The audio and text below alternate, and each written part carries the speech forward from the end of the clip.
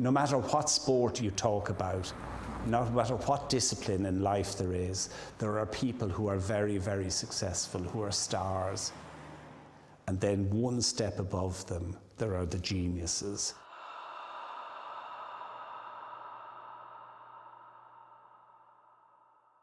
He contacted me to tell me that his then employer was giving up, and could he come to work with me. Jim isn't a man who dispenses praise very easily, but you also know any time he speaks about Aidan that he holds him in the highest regard. He was very quiet. He definitely was an older head on young shoulders. He had a mind like a sponge. Whether he knew at that time that he was storing it up for the ultimate job in racing, it's hard to tell. There was an ambition there that I hadn't recognised at the time. I probably could be gone into retirement if he had stayed.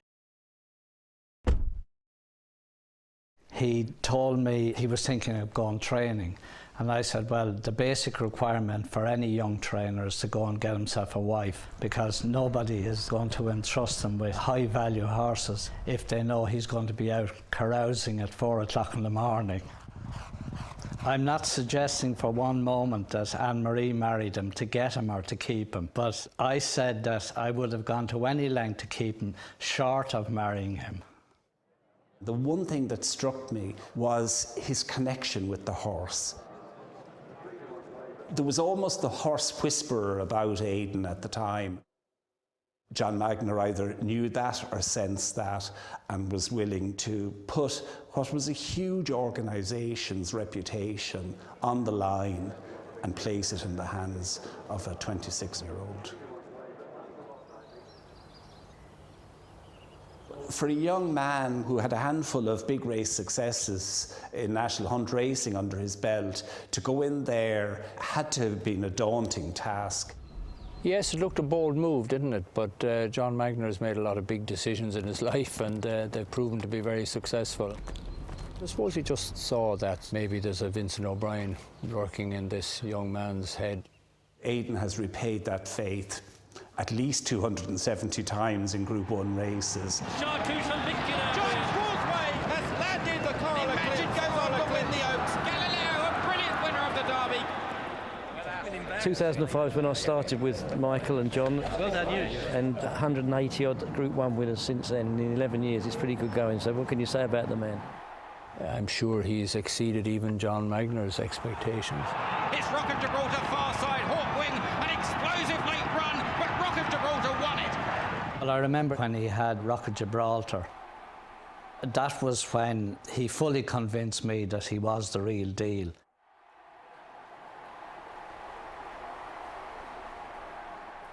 This man is not 100% committed to what he does. He is 200% committed. He's a driven man. He's ambitious. He knows the responsibility that's on his shoulders, and he's driven to achieve the best results he can. And Michael, just one gentle as well. Good man. And 2 levels, Anna. Good girl. He leaves no stone unturned. Meticulous in his approach. Nothing goes amiss. He's just on top of everything 24/7. He leaves nothing to chance. We have to keep focused, and everyone has to keep focused and not to take anything for granted at any stage. The small changes that he makes to horses and programs, things that some people wouldn't even consider a change, you know, so there's the minute details, I suppose, that can make a difference sometimes. They are an incredibly close family. We've seen that grow in the public domain even a little bit more with Joseph's emergence as a trainer. Mum and Dad and Granddad and Francis, they all had plenty of success from here, so there's no pressure. Well, everything comes from the trainer in a racing stable. That's, I'm sure, what Aidan is as good at as anybody. All right, Christopher. Yeah, good in there. Good man, good man. All right, Darren. Good man, good man. All right, Alan. In Ballydoyle, he knows every lad by name. He knows their pedigree as well. People are relaxed. they enjoy their work, and that all stems from Aidan. Morning, Connor. How are you? Good man, Connor, good man. He's also had an effect on the breeding industry. Galileo and Aidan go hand in hand. They complement each other. This season has just been remarkable. The first three in the arc was something else that it's never done and might never be done again. 1, 2, 3 in the arc for Aidan O'Brien. You couldn't write the script, could you? I got him from behind. I said, there's a police escort with motorbikes awaiting you. It's going to take you to the Bastille. I'm going to lock you up for a year. It's the only way we can beat you. I possibly take things for granted a little bit when I grew up around it, but it's probably the last year I've really realised the magnitude of it. His horses run to a high level, they maintain their form over several races. It's just a phenomenal achievement of results year in, year out. Dukaka gets his revenge on Galileo. Gold! Look what he's done with a filly like Minding. What a great filly! Minding wins the Oaks. And the fact that she may stay in training next year, who knows what she could achieve. Highland Real will win the King George. He keeps pushing the bar higher and higher. It's going to be another Gold Cup win for Aidan O'Brien. Order of St George wins. I always think whereas jockeys improve in their 30s, that trainers improve in their 40s. Are we to conclude that he's only just getting the hang of it now, he's getting better? By the time he's 65, he'll be making the most dreadful uses of himself and, doesn't bear thinking about, really. What a trainer, what an unbelievable season he's having. I suppose the winter's the favourite. Like, it's not because of the weather, but it's because of the work you're doing and there's no pressure. The lexicon of words isn't enough to be able to describe what he's done. We all stand back in admiration for him. He has just blossomed into the man that he is now.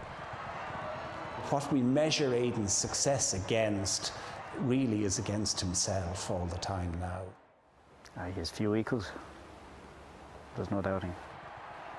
Irish racing is lifted to a different level, and that's due to Coolmore, Ballydoyle, and of course Aidan O'Brien.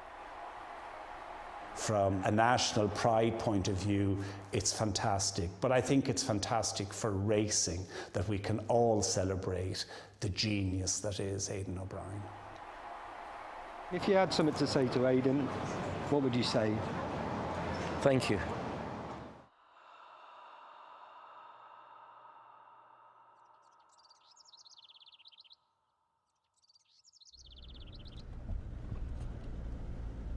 Myself and Anne-Marie and the lads, we're a very small part of a very big team, but we feel very privileged to be the small part we are. Obviously the lads are the best owners in the world, really. The confidence they have, like for the last 20 years, and like day in, day out, they have the faith and confidence in everybody to go with everybody, and they never hold back. John is a very special man, very wise, very intelligent man. One of these people that when he speaks, like you listen. He's very clever. I can't be thankful enough. There's a lot more people, a lot more deserving than us all the time, but like we feel real privileged and delighted.